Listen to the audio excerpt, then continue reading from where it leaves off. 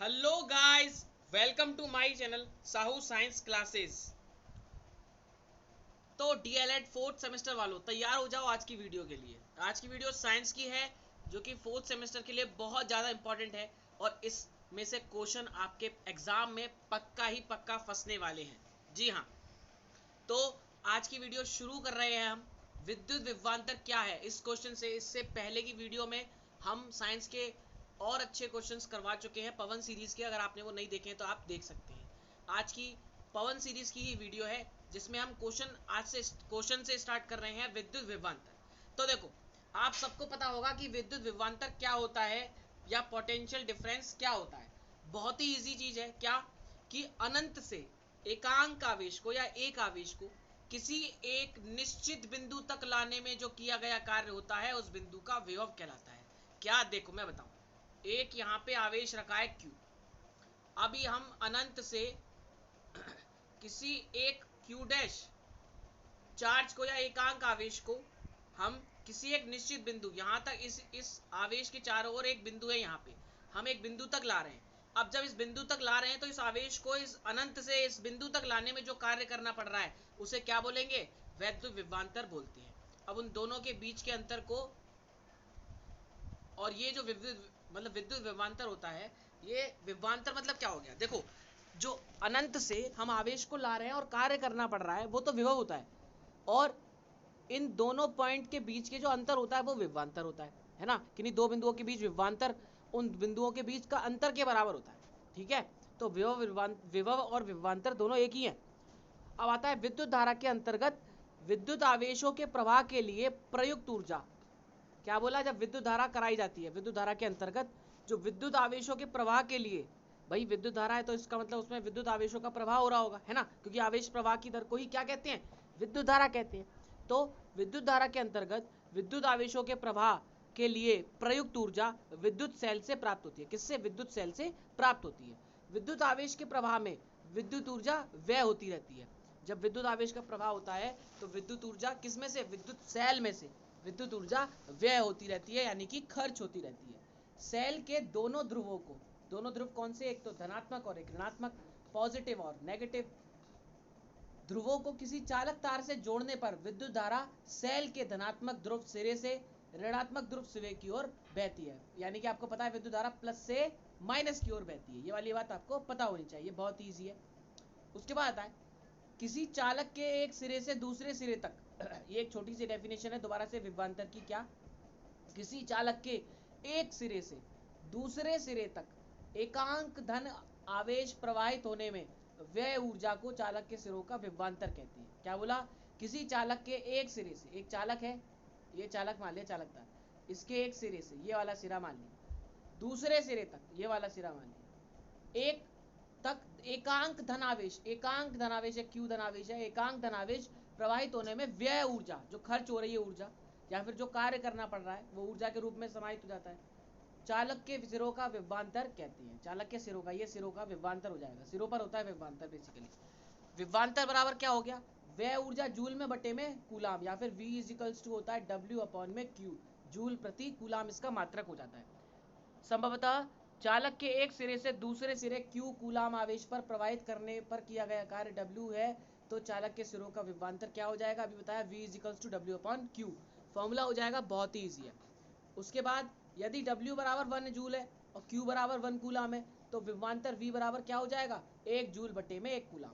अब 1 वोल्ट विभवांतर का ऐसा ही मात्रक होता है। ठीक है, जिसे क्या बोलते हैं? जूल प्रति कूलाम को 1 वोल्ट बोल सकते हैं, जो कि क्या होता है? विभवांतर का ऐसा ही मात्रक होता है।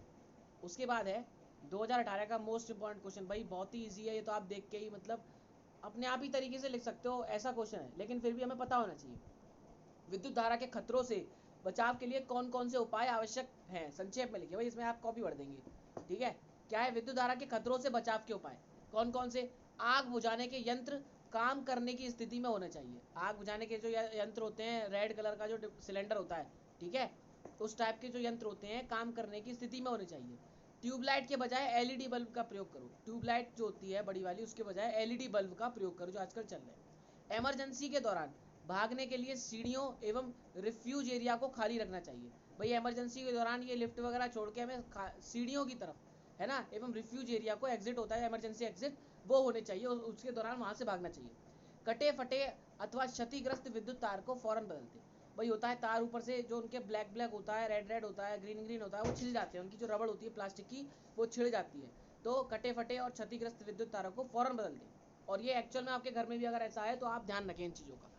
बिजली के खंभों और वृक्षों से दूर रहना चाहिए। भाई ऑफकोर्स सी बात है, बिजली के खंभों और वृक्षों से तो दूर रहना चाहिए हमें। धात्विक वस्तुओं से दूरी बनाइए। धात्विक वस्तुएं जो होती हैं ऐसी, उनसे दूरी बना के रखें भाई। बिजली से सटे खंभों में से जानवर ना बांधे। भाई होता है ना, बाहर भैंस बांध देते हैं, बकरियों को बांध देते हैं, ठीक है, बछड़ों को बांध देते हैं, गायों को बांध देते हैं। तो बिजली से सटे हुए अगर खंभे हैं तो वहाँ पे जानवर ना बांधे, क्योंकि वहाँ पे बारिश के टाइम में या फिर वैसे भी करंट आने का खतरा रहता है। बिजली के तारों पर लंगर आदि न डालें। भाई लंगर वगैरह तो आपको पता होगा, जब डालते हैं मतलब 2 नंबर की बिजली करते हैं। बिजली के तारों के नीचे होलिका दहन ना करें। अब ऑफकोर्स सी बात है, होलिका दहन करेंगे ऊपर इफेक्ट टलेगा वहाँ पे, तो खाली जगह में होलिका दहन करना चाहिए। ये हो गए आपके क्या, ये हो गए विद्युत धारा के खतरों से बचाए के उपाय। अगला क्वेश्चन है 2019 का मोस्ट इंपॉर्टेंट क्वेश्चन है भाई, ये हर बार पूछा जाता है आपसे, ये हर बार पूछा जाता है और इस बार भी पूछने की संभावना है कि विद्युत धारा के प्रभाव क्या है। और बहुत ही ईजी है, विद्युत धारा का ऊष्मीय प्रभाव किसे कहते हैं। इफेक्ट ऑफ इलेक्ट्रिक करंट, विद्युत धारा के प्रभाव। देखो चुंबकीय प्रभाव, किसी भी चालक में धारा प्रवाहित करने पर, क्या किसी भी चालक में धारा प्रवाहित करने पर चालक के सभी तरफ चुंबकीय क्षेत्र उत्पन्न हो जाता है। भाई ये बताया था आपको, याद है ये वाली चीज, ऑस्ट्रेट ने बताया था उपयोग से, कि किसी भी चालक में हम धारा प्रवाहित करते हैं और वहां पर यदि हम चुंबकीय सुई को लेके आए तो वो विक्षेपित हो जाती है, और विक्षेपित हो जाती है तो इसका मतलब ये है कि चारों तरफ क्या है, चुंबकीय क्षेत्र उत्पन्न हो चुका है। इस प्रक्रिया को क्या कहते हैं, इस क्रिया को विद्युत धारा का चुंबकीय प्रभाव कहते हैं। उदाहरण, धारा मापी को कार्य प्रणाली इसी प्रकार आधारित है। धारा मापी की कार्य प्रणाली जो होती है वो इसी प्रक्रिया पे आधारित है। उसके बाद है ऊष्मीय प्रभाव।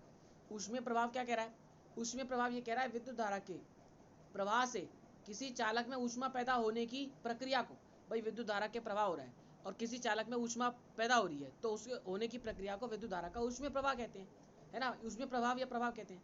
विद्युत धारा के ऊष्मीय प्रभाव का उपयोग करके अनेक उपयोगी उपकरण बनाए गए, जैसे प्रेस, विद्युत अंगीठी, पानी गर्म, उसके बाद करने की केतली, पानी गर्म करने की केतली, कमरा गर्म करने के लिए हीटर आपको पता होगा, blower, toaster, baking oven, bulb आदि कितनी सारी चीजें हैं, देखो ऊष्मीय प्रभाव पे आधारित सारी चीजें। उसके बाद है रासायनिक प्रभाव। कुछ द्रवों जैसे नमक का घोल, अम्ल और क्षार का जलीय घोल आदि विद्युत धारा प्रवाहित करने पर वे विकटित हो जाते हैं, ठीक है, और उनमें रासायनिक क्रिया होने लगती है। इस घटना को क्या बोलते हैं, विद्युत धारा का रासायनिक प्रभाव कहते हैं, बहुत ही ईजी। उसके बाद है फ्यूज तार। क्या है भाई, फ्यूज तार समझना बहुत इंपॉर्टेंट है और इसका उपयोग क्या है। सबसे पहले फ्यूज तार तांबे, टिन व शीशे की मिश्र धातु का एक छोटा सा तार होता है। बोलते हैं ना बल्ब फ्यूज हो गया, तो उसका जो फ्यूज तार होता है वो खराब हो चुका होता है, ठीक है, आपने देखा होगा स्प्रिंग हिलती है, तो फ्यूज तार तांबे, टिन व शीशे की मिश्र धातु का एक छोटा सा तार होता है जो कि चीनी मिट्टी के होल्डर के दो धात्विक टर्मिनलों के बीच खिंचा रहता है। देखा होगा बल्ब में अंदर की ओर, ऊपर तो कांच ही कांच होता है, अंदर तो बस एक आपका होल्डर होता है और दो धात्विक टर्मिनलों के बीच एक तार खिंचा रहता है। इसका गलनांक तांबे के सापेक्ष बहुत कम होता है, भाई गलनांक बहुत कम होता है। इसे परिपथ में मुख्य लाइन में श्रेणी क्रम में लगा देते हैं। उसके बाद है विद्युत धारा के ऊष्मीय प्रभाव का उपयोग आप किन किन उपकरणों द्वारा कर सकते हैं। अभी ऊपर पढ़ा था, दोबारा पढ़ लीजिए। विद्युत धारा के ऊष्मीय प्रभाव का उपयोग निम्नलिखित उपकरणों द्वारा कर सकते हैं: विद्युत बल्ब, विद्युत प्रेस, विद्युत अंगीठी, पानी गर्म करने का heater, blower, toaster, baking oven, बाल सुखाने का यंत्र आदि, ठीक है। उसके बाद आता है आवेश से आपका क्या तात्पर्य। देखो भाई आवेश तो भाई 12th का है, बहुत ही ईजी और बहुत ही इंपॉर्टेंट, ठीक है। आवेशक, भाई किन्हीं दो वस्तुओं को आपस में रगड़े, ठीक है, कोई दो वस्तुएं लें और इनको आपस में हम रगड़ें तो क्या होता है, ये एक दूसरे के निकट या संपर्क में आने पर उनमें से दूसरी वस्तु को अपनी ओर आकर्षित करने का जो गुण उत्पन्न हो जाता है उसे वस्तु का आवेशन कहते हैं। देखो जब दो वस्तुओं को आपस में रगड़ते हैं, घर्षित करते हैं, तो उनमें से किसी एक वस्तु में से इलेक्ट्रॉन दूसरी वस्तुओं में स्थानांतरित हो जाते हैं। तो जिसमें से इलेक्ट्रॉन निकल जाते हैं वो धनावेशित हो जाती है और जिसमें चले जाते हैं वो ऋणावेशित हो जाती है। तो ऐसे आवेश आ जाता है। आवेश दो प्रकार का होता है, धनात्मक आवेश और ऋणात्मक आवेश। विजातीय विपरीत प्रकार के आवेश आवेशित वस्तुओं के बीच आकर्षण बल तथा सजातीय समान प्रकार के आवेशित वस्तुओं के बीच प्रतिकर्षण बल होता है। भाई अगर प्लस क्यू चार्ज है और प्लस क्यू चार्ज है तो ये दोनों एक दूसरे को क्या करेंगे, रिपेल करेंगे, ये इधर फेंकेगा ये इधर फेंकेगा। लेकिन वहीं अगर ये आपके माइनस के हो गए, ये कैसा हो गया, माइनस का हो गया, और ये प्लस का है, तो ये एक दूसरे को आकर्षित करेंगे, ठीक है। उसके बाद धनावेश एवं ऋणावेश, जब कांच की छड़ को रेशम से रगड़ते हैं तो कांच की छड़ में उत्पन्न आवेश धनात्मक होता है तथा रेशम में उत्पन्न आवेश ऋणात्मक होता है। आप देखो एग्जाम्पल लिखना है, सबसे बेस्ट लिख सकते हैं स्केल वाला या कंगे वाला। सूखे कंगे को, सूखे बालों में जब हम कंगे को या स्केल को हम रगड़ते हैं, घिसते हैं अपने बालों में और कागज के टुकड़ों पर ले जाएं तो कागज के टुकड़े ऊपर की ओर आकर्षित होते चिपकते हैं। सबने किया होगा ये बचपन में, ठीक है। अब आता है लाल रक्त कणिकाओं तथा श्वेत रक्त कणिकाओं का वर्णन कीजिए। आरबीसी और डब्ल्यूबीसी, ठीक है। देखो लाल रक्त कणिकाएं, मनुष्य में लाल रक्त कणिकाएं गोल, तश्तरीनुमा तथा दोनों ओर से पिचकी उभयावतल होती है, ठीक है। पुरुषों के 1 घन मिलीलीटर रक्त में इनकी संख्या 5-5.5 लाख होती है भाई, 5.5 लाख, तथा स्त्रियों में 4.5 से 5 लाख होती है। ये समस्त रक्त कणिकाओं का 90% होती है। ये जितने भी रक्त कणिकाएं होती है उनका 90% तो भाई लाल रक्त कणिकाएं होती है, इसलिए तो खून ज्यादा गाढ़ा लाल होता है। प्रत्येक लाल रक्त कणिका प्लाज्मा झिल्ली के आवरण से ढकी होती है, ठीक है। कहाँ गया, देखो प्रत्येक लाल रक्त कणिका जो होती है बायो में प्लाज्मा झिल्ली के आवरण से ढकी होती है और केंद्रक विहीन होती है, ठीक है। केंद्रक नहीं होता, केंद्रक विहीन होती है। इसमें विभिन्न प्रकार के लवण, विकर तथा विटामिन होते हैं। भाई क्या क्या होते हैं, लवण होते हैं, विकर होते हैं और विटामिन पाए जाते हैं। इनमें हीमोग्लोबिन नामक रंगायुक्त प्रोटीन होता है, ये सबसे ज्यादा पूछा जाता है, ठीक है। हीमोग्लोबिन किस में पाया जाता है, तो रेड ब्लड सेल्स में पाया जाता है, ठीक है। लाल रक्त कणिका का जीवन काल अधिकतम 127 दिन होता है, 120 दिन होता है, कहीं पे 125 दिन होता है, कहीं पे 127 दिन होता है, ठीक है। तो मतलब 120 के अराउंड, 125 के अराउंड ही होता है, 127 दिन का होता है। भ्रूण में आरबीसी यकृत तथा प्लीहा में बनती है, ठीक है। उसके बाद है श्वेत, व्हाइट, तो ये लाल रुधिर कणिका की अपेक्षा बड़ी तथा केंद्रक युक्त कोशिकाएं होती हैं, ठीक है, केंद्रक युक्त होती हैं। मनुष्य के 1 घन मिली रक्त में इनकी संख्या सिर्फ 5,000 से 9,000 तक होती है, और वो कितनी थी, 5.5 लाख, ठीक है। बहुत अंतर है। यो रोगजनक अवस्था में यह संख्या बढ़ जाती है। भाई ये जो श्वेत रक्त होता है ये इम्यूनिटी सिस्टम को देखता है, हमारे, हमें बीमारियों से बचाता है। रोगजनक अवस्था में यह संख्या बढ़ जाती है। श्वेत रक्त कणिकाएं अमीबा के समान अनियमित आकार की होती हैं। अमीबा देखा होगा आपने, अमीबा कुछ इस प्रकार से बनता है, ऐसे ऐसे करके, है ना। अमीबा इस तरीके से बनता है, इस तरीके से। तो ये अनियमित आकार की होती हैं। इनमें हीमोग्लोबिन वर्णक नहीं होता, इसलिए ये रंगहीन होती हैं। हीमोग्लोबिन की वजह से जो खून का रंग होता है वो लाल होता है, ठीक है। ये प्लीहा में बनती हैं। इनका जीवन काल 1 से 4 दिन तक का होता है और उनका कितना था, 127 दिन का, ठीक है। ये हो गई श्वेत रक्त कणिकाएं। अब देखो दोनों को अंतर इस तरीके से दिखाना होता है। आप किसी भी चीज में अंतर अगर कर रहे हैं तो इस तरीके से टेबल बना के करेंगे, आपको ज्यादा अच्छे से मार्क्स मिलेंगे, क्योंकि ये एक तरीका है अच्छे से इनको डिफाइन करने का और करने का। ये गोल, तश्तरी नुमा तथा दोनों ओर से पिच की उभयावतल होती है, लेकिन इनकी तो कोई आकृति नहीं थी, अमीबा की तरह होती थी। प्रत्येक कणिका प्लाज्मा झिल्ली के आवरण से ढकी रहती है और केंद्र विहीन होती है, लेकिन ये केंद्रक युक्त होती है, केंद्र होता है इनमें। ये हीमोग्लोबिन रंगायुक्त प्रोटीन के कारण लाल रंग की होती हैं, लेकिन ये इसमें कोई वर्णक नहीं होता, इसलिए ये रंगहीन होती हैं, मतलब व्हाइट होती हैं, ठीक है। ये अस्थियों की अस्थि मज्जा में बनती हैं। भ्रूण में ये कणिकाएं यकृत या प्लीहा में बनती हैं। ये कणिकाएं प्लीहा में बनती हैं, ठीक है। इनका जीवन काल 127 दिन का होता है और इनका जीवन काल 1 से 4 दिन तक का होता है। नेक्स्ट क्वेश्चन है, रक्त बैंक से आप क्या समझते हैं, ब्लड बैंक। भाई ब्लड बैंक यानी कि बैंक क्या, जहाँ पे उस चीज को मिलेगी, यहाँ पे, है ना, तो वहां पे मिलेगा वह संस्था जहाँ विभिन्न वर्गों के रक्त सुरक्षित एवं संग्रहित रहते हैं, रक्त बैंक कहलाता है। वहां पे सुरक्षित रहते हैं, वहां से आप ले सकते हैं। विश्व का प्रमुख रक्त बैंक रेड क्रॉस सोसाइटी है। रेड क्रॉस सोसाइटी ऐसे करके आपने साइन देखा होगा, ऐसे करके साइन बनता है जो, ठीक है, इस तरीके से साइन बनता है ना, रेड क्रॉस सोसाइटी। रक्त बैंक में रक्त में सोडियम साइट्रेट रसायन मिलाकर लगभग 30 दिन तक सुरक्षित रखा जाता है, ठीक है। रक्त को 4.5 डिग्री सेल्सियस यानी कि 40 डिग्री फ़ारेनहाइट तापक्रम पर कांच या प्लास्टिक की वायु रुद्ध बोतलों में सुरक्षित रखते हैं, ठीक है। उसके बाद है आपका रक्त वर्ग का निर्धारण किस प्रकार किया जाता है, कि ये मतलब रक्त वर्ग मतलब उसका जो ब्लड ग्रुप होता है वो कैसे निर्धारित किया जाता है। तो रुधिर वर्ग निर्धारण के लिए ए रोधी सीरम तथा बी रोधी सीरम नामक रसायन प्रयोग करती है, ठीक है। एक साफ स्लाइड पर ए रोधी सीरम तथा बी रोधी सीरम की एक एक बूंद थोड़े से अंतर पर रखी जाती है, ठीक है, दोनों को रख दिया। डॉक्टर व्यक्ति के हाथ की एक उंगली में विन संक्रमित सुई चुभोकर, भाई आपने देखा होगा जब ब्लड टेस्ट करते हैं या ब्लड ग्रुप पता करते हैं या फिर शुगर वगैरह की जब नापते हैं तो थोड़ा सा सुई चुबाकर निकाला जाता है, तो विसंक्रमित यानी कि उससे कोई इन्फेक्शन ना हो, ऐसी सुई होती है। चुबाकर रुधिर की एक बूंद निकालकर स्लाइड पर रख देते हैं, एक पतली सी पत्ती होती है उस पर, कांच की सी, उस पर रख देते हैं।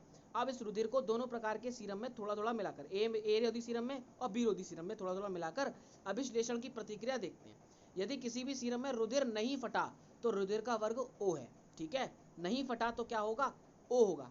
यदि दोनों ही सीरम में रुधिर फट जाए तो वर्ग क्या होगा, A भी होगा। यदि केवल बी रोधी सीरम में फटा तो बी वर्ग, और यदि केवल ए रोधी में फटा तो ए वर्ग का रुधिर होगा, ठीक है। तो इस तरीके से वो पता लगाते हैं कि ब्लड ग्रुप कौन सा है। देखो कितना मतलब अच्छी बात आपको पता चली है, ठीक है। उसके बाद रक्त के कार्यों का वर्णन, भाई बहुत सारे कार्य है रक्त के, बहुत ही इंपॉर्टेंट होता है भाई, बिना रक्त के तो कुछ भी नहीं है, बिना ब्लड के। तो हार्मोन्स का संवहन, उत्सर्जी पदार्थों का संवहन, पोषक पदार्थों का संवहन, घाव व चोट लगने पर मरम्मत करना, तापक्रम नियमन, रोगों से रक्षा मेन इंपॉर्टेंट, गैसों का संवहन, अम्ल क्षार का संतुलन, थक्का बनाना, जल संतुलन, ठीक है। उसके बाद है रुधिर जनित दो बीमारियों के नाम लिखिए। देखो रुधिर जनित जो दो बीमारियां होती हैं, हेपेटाइटिस बी होती है और एड्स होता है। एड्स के बारे में और हेपेटाइटिस के बारे में आपको पता होगा। एड्स अभी आगे आएगा, आगे उसके बारे में हम चर्चा करेंगे। नेक्स्ट है आपका रक्त आदान किसे कहते हैं, रक्त संचरण के समय कौन कौन सी सावधानियां रखनी चाहिए। इस वीडियो को लास्ट रखते हैं, इस क्वेश्चन को लास्ट रखते हैं, उसके बाद की नेक्स्ट क्वेश्चन बचे हैं पवन सीरीज के, उनको हम आगे कवर करेंगे। तो रक्त आदान क्या है, किसी मनुष्य के शरीर में रक्त की कमी हो जाने पर अलग से रक्त चढ़ाकर रक्त की कमी को पूरा किया था। भाई बोलता है ना इनको खून चढ़ेगा, खून की बोतल चढ़ेगी, तो वही रक्त आदान कहलाता है। इस क्रिया को क्या कहते हैं, रक्त आदान कहते हैं। जो अलग से खून चढ़ता है, खून की बोतलें चढ़ती हैं, वो पैकेट में आता है, पन्नी में और कभी कभी बोतल में आता है। रक्त संचरण के समय निम्नलिखित सावधानियां रखनी चाहिए, कौन कौन सी।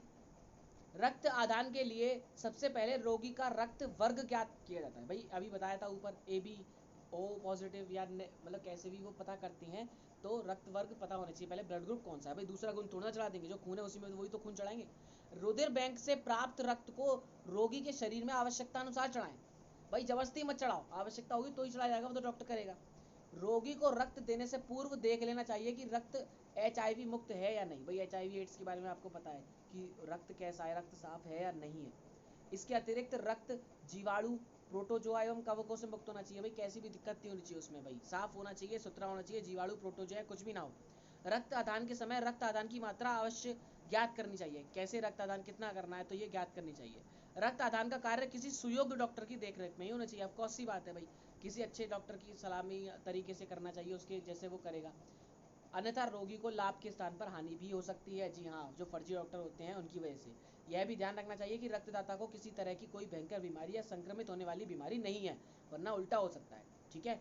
आज की वीडियो में बस इतना ही। नेक्स्ट आगे की जो क्वेश्चन है हम नेक्स्ट वीडियो में कवर करेंगे। तो अगर आपको वीडियो अच्छी लगी हो तो वीडियो को लाइक कीजिए, और यार चैनल पर नए हो तो सब्सक्राइब कीजिए।